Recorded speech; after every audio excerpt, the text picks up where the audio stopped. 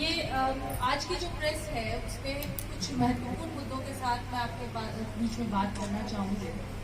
तो सबसे पहला मुद्दा है वो यही है कि आज जिस तरीके से केंद्र में जो सरकार चल रही है वो सरकार चलते हुए आज से पहले कभी देखा नहीं गया। मैं ये बात इसलिए कह रही हूँ क्योंकि ये सरकार इस तरह से चल रही है कि ये चाहती ही नहीं है कि विपक्ष की कोई भी आवाज इस सरकार के बारे में कुछ बोलने लायक बचे। इन्होंने जिस तरीके से विपक्ष को खत्म करने की कोशिश की है वो अपने आप में एक मिसाल बन रहा है इस लोकतंत्र के अंदर। अभी देखिए इतना बड़ा मुद्दा है इलेक्ट्रल बॉन्ड का मुद्दा, जिसके बारे में कभी भी बात न हो उसको लेकर के भी सरकार ने बड़ा सुनिश्चित किया। जब पहली बार आदेश आता है सुप्रीम कोर्ट का इलेक्ट्रल बॉन्ड के ऊपर, तो इलेक्ट्रल बॉन्ड कहीं केस के अंदर मुद्दा न बने तो आप देखिए तुरंत सीए लागू हो जाता है। तो चर्चा का विषय फिर इलेक्ट्रल बॉन्ड नहीं सीए होता है। जब बैंक द्वारा ब्यौरा जमा करने के ऊपर कोर्ट का आदेश आता है तो आप देखिए कि हरियाणा में सरकार बदल जाती है, फिर से कोर्ट का आदेश चर्चा का विषय नहीं होता, हरियाणा की सरकार चर्चा का विषय होती है। तीसरी बार जब ब्यौरा सार्वजनिक करने के लिए कोर्ट जो है अपना आदेश देता है तो आप ये देखिए कि उसके तुरंत बाद पेट्रोल और डीजल के 2 रुपए दाम कम कर दिए जाते हैं। तो मुद्दा फिर से चर्चा का इलेक्ट्रल बॉन्ड नहीं होता बल्कि पेट्रोल डीजल हो जाता है। तीसरी बार जब सबसे महत्वपूर्ण चीज सामने आनी थी, जब ये सामने आना था कि इलेक्ट्रल बॉन्ड में किसने किसको कितना पैसा दिया, तो सबसे महत्वपूर्ण बात जब सामने आनी थी उससे एक दिन पहले केजरीवाल की गिरफ्तारी हो जाती है। तो फिर से चर्चा का विषय इलेक्ट्रल बॉन्ड ना होकर केजरीवाल का। तो ऐसा इलेक्ट्रल बॉन्ड में क्या है कि जिसको छुपाने के लिए बार बार सरकार ने इस तरह के हथकंडे अपनाए कि न्यूज जो है वो डाइवर्ट हो। चुनाव में चंदा लेना कोई नया विषय नहीं है। चंदा काफी समय से, जब से यहाँ पे डेमोक्रेसी है और जब आजादी से पहले भी राजनीतिक पार्टियां चंदा लिया करती थी, पर चंदा किस तरीके से लिया जा रहा है वो महत्वपूर्ण विषय है। यहाँ पर आप देखिए कि 2018 से 24 के बीच की अगर हम बात करें तो कुल जो चुनावी बॉन्ड है वो 16,518 करोड़ रुपए का चुनावी बॉन्ड दिया गया, जिसमें से 50% से भी अधिक 8,252 करोड़ जो है वो भाजपा को मिलता है और बाकी बचा हुआ तमाम जो बाकी भारतीय राजनीतिक दल है उनके पास आता है। चलिए हम मान लेते हैं कि भाजपा से विशेष लगाव है लोगों को, उन्होंने 50% से अधिक बॉन्ड उनके दे दिए। लेकिन जब हम उस ब्यौरे का आकलन करते हैं, विश्लेषण करते हैं, तो हम पाते हैं कि 3 तरह के पैटर्न देखे गए हैं भाजपा को चंदा देने के अंदर। जो पहला पैटर्न है वो एक तरीके से जबरन वसूली वाला पैटर्न लगता है। वो क्यों लगता है? क्योंकि ईडी, सीबीआई ये सिर्फ राजनीतिक नेताओं को ही परेशान नहीं किया है, इसने कई कंपनियों को भी परेशान किया है। और सबसे इंटरेस्टिंग चीज ये है कि 94 कंपनीज जिनके ऊपर ईडी और सीबीआई की जांच चालू हुई, उन्होंने बाद में भाजपा को इलेक्ट्रल बॉन्ड दिया और उनको रिलैक्सेशन मिला।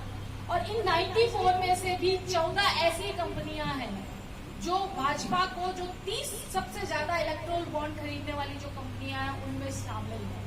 तो 14 ऐसी कंपनियां, शीर्षस्थ कंपनियां हैं जिन्होंने बहुत ज्यादा पैसा जो है भाजपा को दिया अपनी इस जांच एजेंसियों के द्वारा जांच शुरू करने के बाद। दूसरा जो सब बहुत ही खतरनाक पैटर्न है वो है चंदा दो धंधा लो। अब आप ये देखिए कि 37 व्यापारिक कंपनियां हैं जिन्होंने भाजपा को 4,000 करोड़ रुपया चंदा दिया। बदले में उनको क्या मिलता है? 243 परियोजनाएं उनको सौंपी गई 4 लाख करोड़ रुपए, यानी 4,000 करोड़ चंदे के बदले में 4 लाख करोड़ रुपए की परियोजनाएं भाजपा के द्वारा इन कंपनियों को दी गई।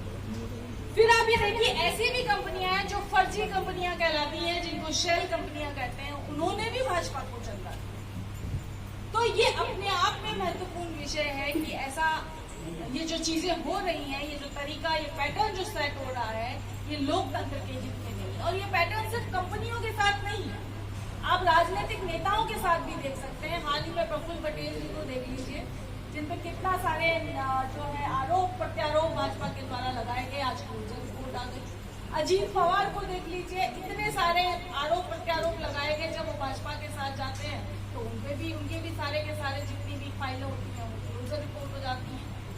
आप हेमंत विश्व शर्मा को देख लीजिए, बहुत सारे ऐसे उदाहरण मिलेंगे जिन नेताओं के ऊपर तमाम तरह के भ्रष्टाचार के आरोप भाजपा ने लगाए, और जब वो भाजपा ज्वाइन कर लेते हैं तो तमाम तरह के आरोप जो है वापस ले लिए जाते हैं। तो ऐसा क्या है, या तो भाजपा पहले झूठ बोल रही थी या अब उनको बचा रही, दोनों में से एक ही बात हो सकती, ये तीसरी तो कोई बात हो ही नहीं सकती। ये तो केंद्र की बात है। और आप जिस तरीके से विपक्ष के नेता जो जाना नहीं चाहते भाजपा में, उनको जिस तरह से गिरफ्तार करना या उनके ऊपर हर तरह की चीजें करना, वो भी अपने आप में पहली बार ही इस लोकतंत्र के अंदर देखने को मिल रहा है। और सबसे बड़ी चीज देखिए, जो प्रमुख विपक्षी पार्टी है उसके खातों को जिस तरीके से जो है सील करने की कोशिश की जा रही है बार बार, वो भी ये दिखाता है कि वो चाहते ही नहीं कि ये चुनाव जो है फेयर तरीके से हो। और केंद्र की बात छोड़ भी दे तो मैं अगर हमारे आपके उत्तराखंड स्टेट की बात करूं तो यहाँ पर भी जब मैं देखती हूँ कि भाजपा सरकार ने ऐसा कुछ नहीं किया जिससे यहाँ के प्रदेशवासियों को बर्बादी होने की आवश्यकता हो। कि बार बार कहते हैं कि हिंदू धर्म की बात करते हैं, हिंदू धर्म की रक्षा की बात करते हैं, पर मैं ये कह रही हूँ कि जो केदारनाथ के सोना जो चोरी हुआ वो इनके नाक के तले चोरी हो गया। जो केदारनाथ का सोना नहीं बचा सके वो धर्म को क्या बचाए। और आप ये देखिए, ये बार बार महिला सम्मान की भी बात करते हैं। अंकिता भंडारी का जो इतना बड़ा केस है, प्रधानमंत्री जी ने आज तक क्या अंकिता भंडारी के माता पिता से मिलने का प्रयास किया? यूपीए सरकार के अंदर जब निर्भया केस होता है तो उस निर्भया के शव को लेने के लिए स्वयं उस समय के प्रधानमंत्री और यूपीए चेयरमैन गए थे एयरपोर्ट के ऊपर, और उसके भाई का खर्चा जो है राहुल जी ने उठाया था पढ़ाई का। क्या प्रधानमंत्री ने एक बार भी निर्भया के माँ बाप से पूछने की कोशिश की कि उनके मन में क्या चल रहा है? बल्कि जो पत्रकार उस निर्भया के लिए लड़ाई लड़ रहा था उसको रातों रात उठा करके आप जेल में डाल देते हो। आप उस वीआईपी को गिरफ्तार तो नहीं कर पाए, आपने तो उसका नाम तक अभी तक नहीं बता पाए हो कि वो वीआईपी है कौन, लेकिन आप एक पत्रकार को जरूर गिरफ्तार कर लेते हो जो उसके लिए संघर्ष कर रहा है। और इतनी खराब बात लगी कल जब मैं स्मृति ईरानी जी का वीडियो देख रही थी कि पत्रकार उनसे पूछ रहे कि निर्भया पे कोई स्टेटमेंट, वो 2 मिनट रुक के एक स्टेटमेंट देने को तैयार नहीं है, और वो कहती है कि धक्का मत मारो। मैं तो कहती हूँ कि सरकार को धक्का मारने का समय आ गया है। जिसके पास इस प्रदेश की बेटी के लिए एक शब्द 2 शब्द बोलने का समय नहीं हो, उनको आप वोट देना चाहेंगे, ये मैं इस प्रदेश की जनता को कहना चाहती हूँ। और तो और आप देखिए उत्तरकाशी के जो लोगों के साथ में हुआ, आप विकास की बात करते हैं, विकास के नाम पे आप जो पहाड़ों का नुकसान कर रहे हैं, वो नुकसान उत्तरकाशी में साफ दिखाई दे। एक अंग्रेजी में बहुत वर्ड आजकल बहुत फेमस है, सस्टेनेबल डेवलपमेंट कहते हैं उसको, कि आपको जलवायु का ध्यान रखते हुए डेवलपमेंट करना है, लेकिन आप डेवलपमेंट नहीं करना चाह रहे, आप इन पहाड़ों को नोचना चाह रहे हैं बेसिकली। और उसी का परिणाम उत्तरकाशी में दिखा, और जिन परिवारों ने उसको भुगता उनके साथ इस सरकार ने क्या किया ये आप सब जानते हैं, मुझे बताने की जरूरत नहीं है। और इससे भी बड़ी महत्वपूर्ण बात कहूँ, क्योंकि मैं खुद एक सैनिक परिवार से आती हूँ, मेरे पिता खुद सेना में थे। इस प्रदेश का युवा, मुझे मालूम है कि हर युवा सपना देखता है भारतीय सेना में जाने के लिए। गढ़वाल रेजिमेंट, कुमाऊं रेजिमेंट बड़ी फेमस है, लेकिन आप ये देखिए उस सपने को भी चकनाचूर करने की कोशिश की अग्निवीर योजना ला करके। सिर्फ सपना ही नहीं, उनका भविष्य भी आपने अंधकार में कर दिया है।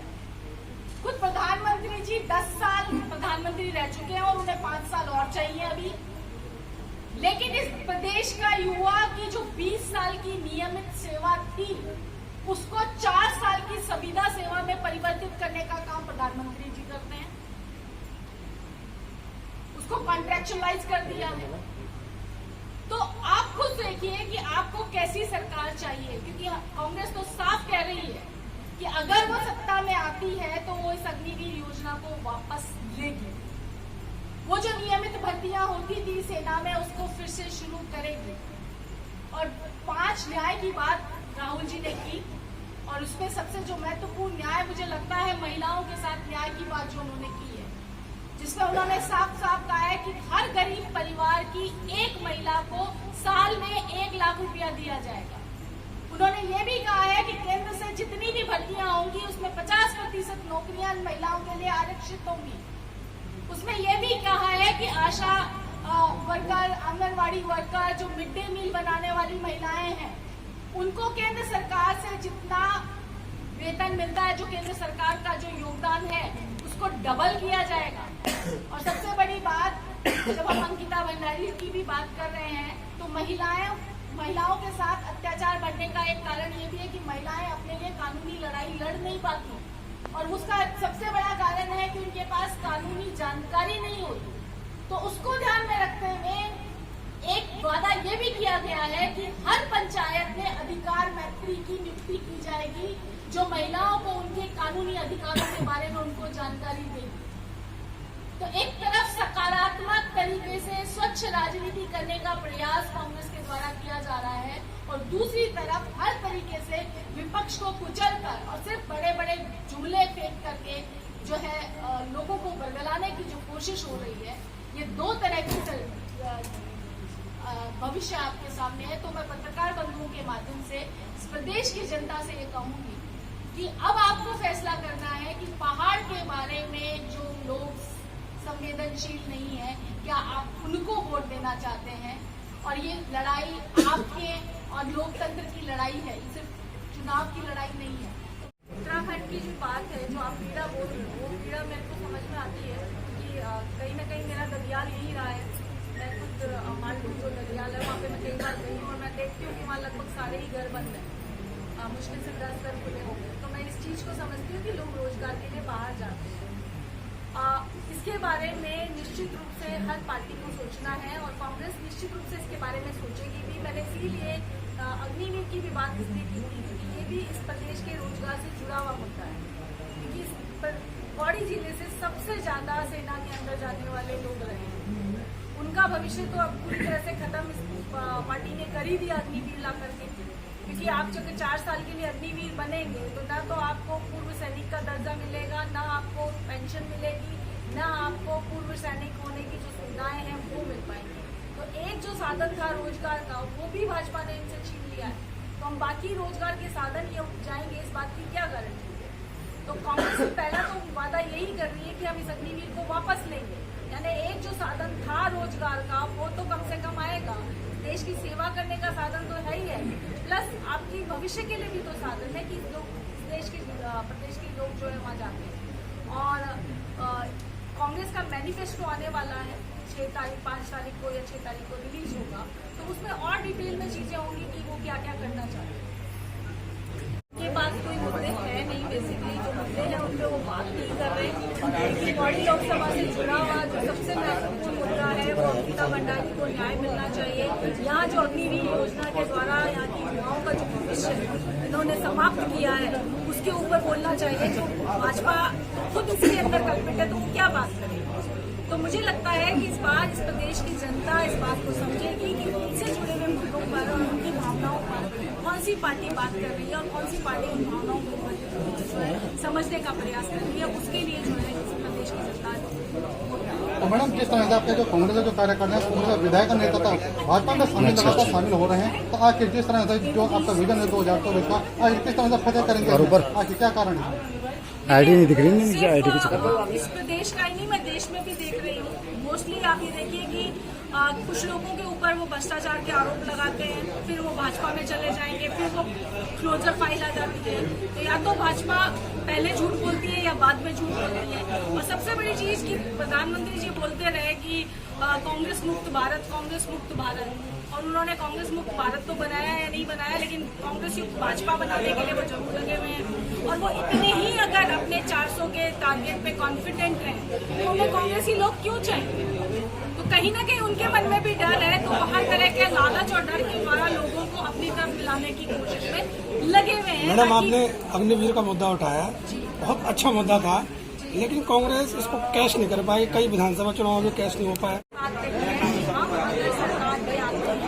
तो हम इस अग्निवीर योजना को वापस लेंगे, और जो नियमित भर्तियां होती थी सेना में वो हम नियमित वर्दियां वापस से चालू करें। ये साफ साफ मंतव्य दिखाता है कांग्रेस की लीडरशिप का कि वो इस प्रदेश की ही नहीं, इस देश के युवा जो सेनाओं में सेवा देने का सपना देखते हैं, उनके भविष्य को लेकर के न सिर्फ चिंतित है बल्कि दृढ़ क्षमता रखती है। तो मैडम आज जो जिसमें युवा न्याय की बात भी है, किसान न्याय की बात भी है, जिसमें महिला न्याय की भी बात है और जिसमें भागीदारी न्याय की भी बात है, तो न्याय जो ये 5 न्याय की बात जो राहुल जी ने की है, अभी हम मुद्दों को लेकर के हैं और एक हमारा विस्तृत जो घोषणा पत्र वो फर्स्ट वीक ऑफ अप्रैल में जो है जारी होगा।